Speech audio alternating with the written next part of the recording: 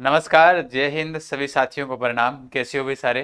कल एक वीडियो डालने के बाद में बहुत सारे विद्यार्थियों का एक कमेंट आया था कि क्या हरियाणा से बीएसटीसी कर रहा है कोई विद्यार्थी, कोई मध्य प्रदेश से कर रहा है, कोई गुजरात से कर रहा है, कोई कहीं से कर रहा है, क्या ये बीएसटीसी राजस्थान में मान्य होगी।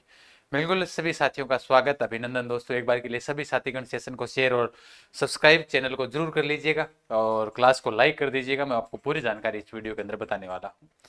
क्या भाई हरियाणा की जो बीएसटीसी है वो राजस्थान में मान्य होती है, क्या गुजरात की या मध्य प्रदेश की, तो बहुत सारे सवाल होते हैं।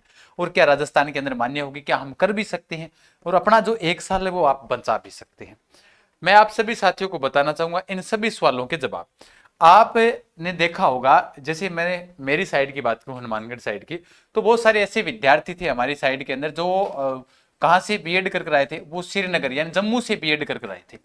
श्रीनगर से बीएड कर आए और बीएड कर आने के बाद में यहाँ राजस्थान से क्या लग गए, अध्यापक बन गए। शिक्षा का अधिकार है आपको, आप पूरे भारत में कहीं से भी शिक्षा प्राप्त कर सकते हो। और अगर आपके आरक्षण जो आपको मिल रहा है कैटेगरी वाइज, वो आपको आरक्षण आपके राज्य में आपको मिले ही मिलेगा। मेरी बात अगर आप नहीं समझे तो मैं अभी आपको बताना चाहूंगा। ये जैसे विद्यार्थी है वो श्रीनगर से बीएड कर आया और राजस्थान के अंदर अध्यापक लग गया, और मान लो ये ओबीसी का था या एससी का था, तो इसका मतलब ये नहीं है कि श्रीनगर से बीएड कर आया और राजस्थान के अंदर आकर वो एससी का कैंडिडेट था तो वो जनरल में चला गया। नहीं, उसका जो फॉर्म है वो एससी से ही लगेगा, क्योंकि आप राजस्थान के मूल निवासी राजस्थान के। फिर दूसरी बात, अगर आप बीएसटीसी हरियाणा से कर रहे हो और हरियाणा से करने के बाद क्या हम राजस्थान से रीट दे सकते हैं? भाई राजस्थान से रीट लेवल फर्स्ट होगी तो ये दे सकते हैं, बिल्कुल दे सकते हैं। हरियाणा में इस बीएसटीसी को बोलते हैं जेबीटी। क्या बोलते हैं? जेबीटी। हमारे राजस्थान में बोलते हैं बीएसटीसी। तो गुरुजी अगर राजस्थान से नहीं हो रही तो हरियाणा से क्यों करें? क्योंकि यहां पर क्या होता है, राजस्थान में जैसे प्री एग्जाम होता है बीएसटीसी का, जो अपने को पास करना पड़ता है। जैसे इस बार हुआ 26,000 के समथिंग सीटें थी, पास जो हो गए उनका सिलेक्शन हो गया, कॉलेज मिल गया। हरियाणा में जो जेबीटी होती है उसमें जैसे ही कॉलेज के अंदर फॉर्म शुरू होते हैं तो सीधे एडमिशन होते हैं। सीधे एडमिशन का मतलब ये होता है कि डायरेक्ट एडमिशन होंगे, आपको कोई पेपर देने की आवश्यकता नहीं है। भाई आप कोई पेपर नहीं देंगे। अब जैसे हरियाणा के अंदर अभी जैसे 22 या 23 को आपके क्या हो जाएंगे, फॉर्म शुरू हो जाएंगे। अब मन में विचार आ रहा है कि गुरुजी जैसे आप हरियाणा से बीएसटीसी करवा रहे हो, बिल्कुल मेरे आसपास के बहुत सारे कॉलेज हैं, वहां पर आप बीएसटीसी कर सकते हो। सीधा एडमिशन होते हैं। उसमें क्या होता है, उसमें एक प्रोसेस होती है।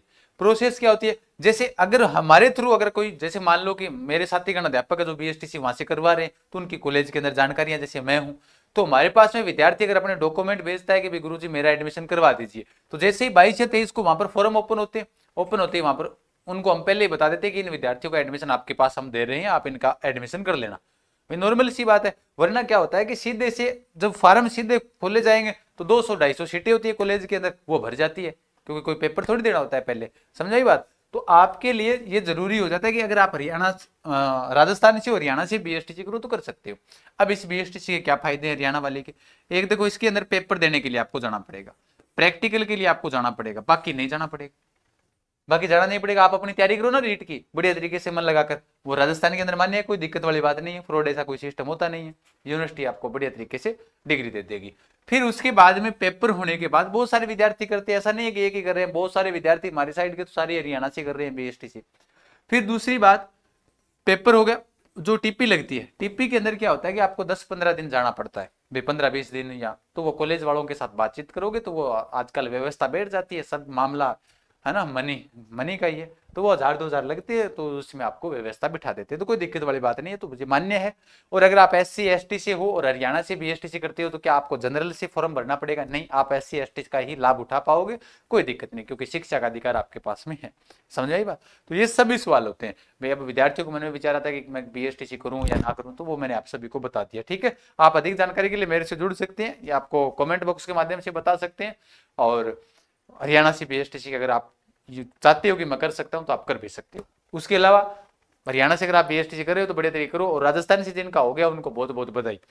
और आजादी का अमृत महोत्सव का जो ऑफर का अंतिम दिन था, कुछ घंटे शेष थे, शिकवाड़ ऑनलाइन ऐप पर सारे कोर्सेज आपके लिए अवेलेबल हैं। आप जो भी रीट की फर्स्ट ग्रेड की किसी की भी तैयारी करना चाहते हो, टेस्ट सीरीज सारी अवेलेबल है, बढ़िया तरीके से तैयारी करो। उसके अलावा जो अर्जुन बेंच है वो आपके लिए भेद मांग पर डिमांड के ऊपर आज के लिए आज जो ऑफर था वो आपके लिए बढ़ा दिया गया, क्योंकि अर्जुन बेंच के ऊपर बहुत सारे विद्यार्थियों का विश्वास रहा है। तो आप भी अर्जुन बैच ज्वाइन कीजिए, जिसमें पटवार वीडियो सारे आप तैयारी कर सकते हो, सीईटी तो सारी एग्जाम की तैयारी कर सकते हो। ठीक है, तो अधिक जानकारी के लिए आप हमसे जुड़े रहे, बने रहें। चैनल को लाइक और शेयर सब्सक्राइब जरूर कीजिएगा। और अधिक जानकारी आपको चाहिए भर्तियों से संबंधित तो अपडेट के लिए तो सिखवाड़ ऑनलाइन हब हमारा जो टेलीग्राम चैनल है उसको ऑफिशियल टेलीग्राम चैनल को ज्वाइन कीजिएगा। धन्यवाद, खमागणी सभी साथियों को। राम राम, जय हिंद, जय भारत।